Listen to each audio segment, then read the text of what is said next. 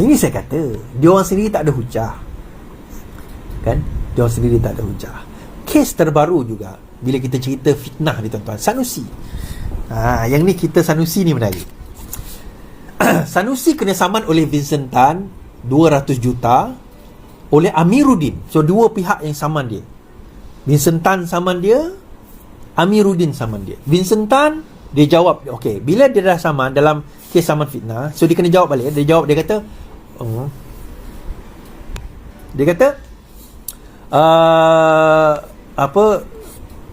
dalam keadaan sekarang ini, dia kata, keadaan sekarang ini, kita perlukan, dia berceramah, dia kata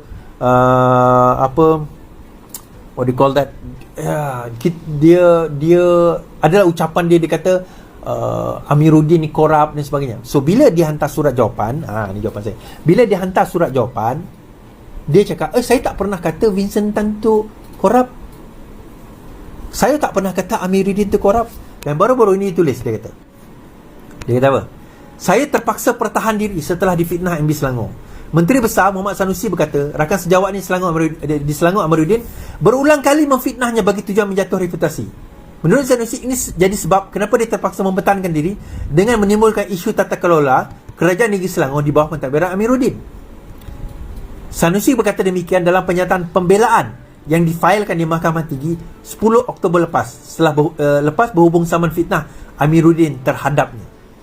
Mengenai dakwaan, Menteri Besar itu terbabit dengan skandal jutaan visitan bagi projek pembersihan Sungai Kelang. Tuan-tuan, dia fitnah, kan? Dia fitnah Amir, dia fitnah Vincent Tan. Bila cerita Amir ni, dia tulis, dia jawab. Bila hakim tanya, okey, bagi surat jawapan, kenapa kamu mengatakan kamu tidak fitnah Amir? Saya tidak fitnah Amir sebab apa? Sebab dia yang fitnah saya dulu. Saya cakap lah. Dia cakap, saya cakap. Aku kata kat dia, dia kata kat aku balik. Aku kata kat dia balik, dia kata kat kau balik. Aku kata kat dia balik. Tuan-tuan, itu ingat defense ke? Teruk Sanusi kena lepas ni, tuan-tuan. Itu bukan defense. Tuan-tuan, mari kita dengar apa yang Sanusi ucapkan dalam ucapan tersebut. Okey? Apa kita dengar? Alah ni mereka duk bongkar ada skandal Menteri Besar Cokia ni dengan Vincent Tan, dengan sebuah syarikat milik MBI Selangor, macam mana satu projek di sekitar Sungai Kelang tu akan merugikan kerajaan negeri Selangor paling busuk 180 juta. Macam mana 600 ekar ni akan diberi percuma kepada token ni. Macam mana token ni ambil alih anak syarikat MBI 55%. Ni tengah duk hangat ni. Tuan-tuan tunggu sehari dua ni saya meletup. Kita nak tengok muka dia letak di mana. Muhammad Sanusi. Apa dia kata tadi?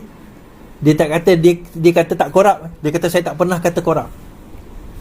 So Amiruddin pun dia kata tak pernah kata korup. So sekarang ini persoalan dia kena buktikan dakwaan berkenaan dengan projek.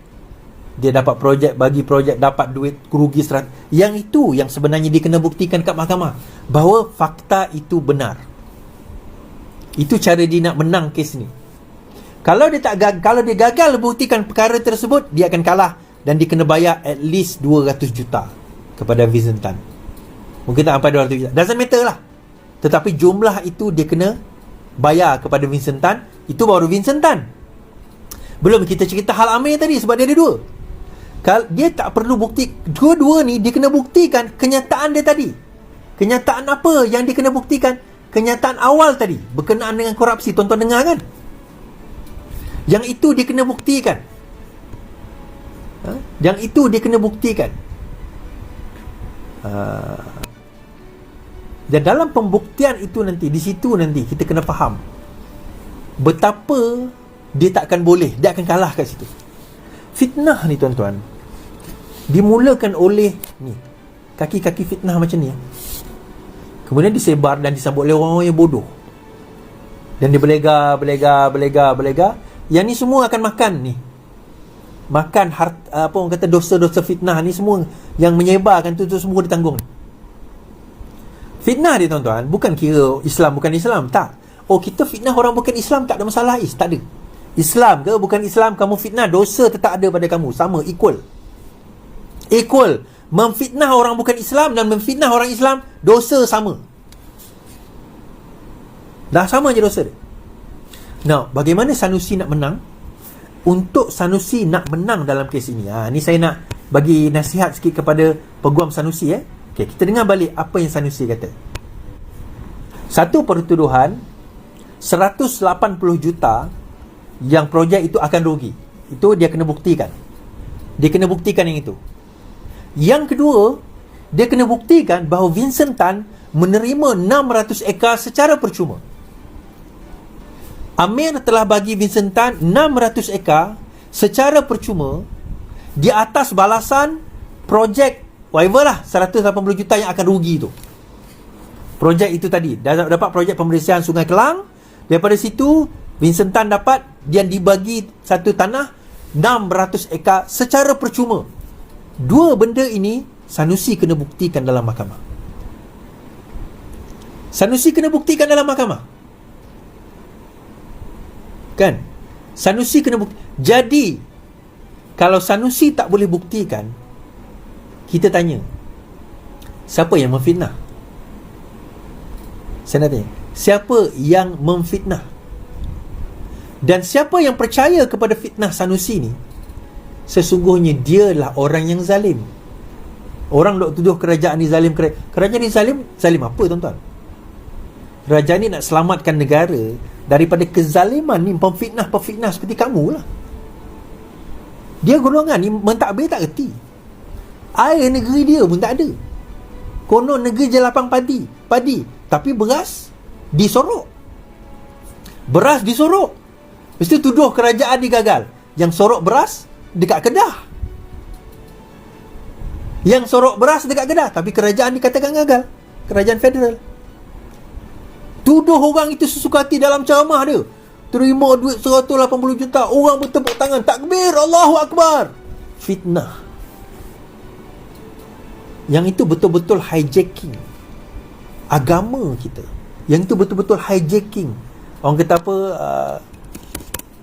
ya, agama kita telah di-hijack oleh tuan-tuan pemfitnah ni. Tapi yang bestnya, jangan koyak lah, jangan koyak. Sekarang ni dia pula yang koyak tuan-tuan. Kan? Dia pula yang koyak. Dia koyak macam mana? Kita tengok dia koyak. Kita akan ada satu skandal anak syarikat kerajaan negeri pununnya lah, gagal supply beras tempatan dalam satu kontrak yang bernilai 100 juta. Kononnya laporan tu keluar daripada SPRM dan dilontarkan ke tengah-tengah masyarakat tanpa penjelasan yang sewajarnya. Laporan tergantung seolah-olah peristiwa itu berlaku kemarin, padahal ia telah berlaku 2016. Tahun 2016 tu saya duduk pikul beras semua lah, tapi di kamp pelarian tu. Saya pada masa tu buat humanitarian mission di kawasan-kawasan bencana. Memang saya duduk pikul beras lah tu.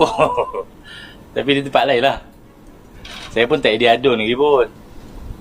Jadi bila lontaran itu dikeluarkan atas kehendak siapa saya pun tak tahu.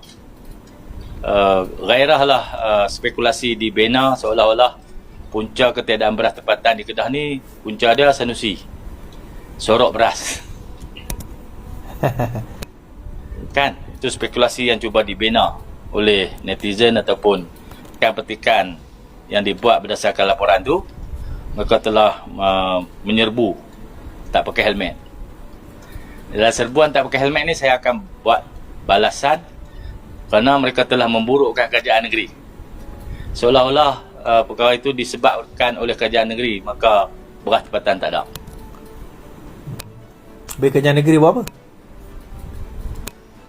Kerajaan negeri buat apa? Yang serbu tu bukan kerajaan negeri. Yang serbu tu federal. Kalau tak serbu, kita pun tak tahu, mungkin banyak lagi. Kita sebut tadi 5 kilang lagi akan diserbu. Tuan-tuan, ni dia.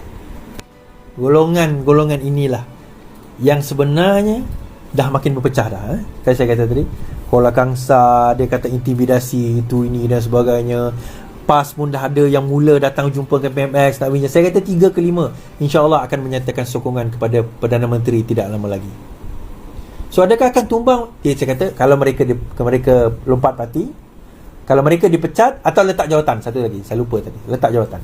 3 perkara ni baru dikira tumbang. Kalau tidak, kenapa kita tanya soalan ni, kenapa Bersatu takut untuk nak pecat ahli Parlimen Kuala Kangsar itu? Fikir-fikirkan.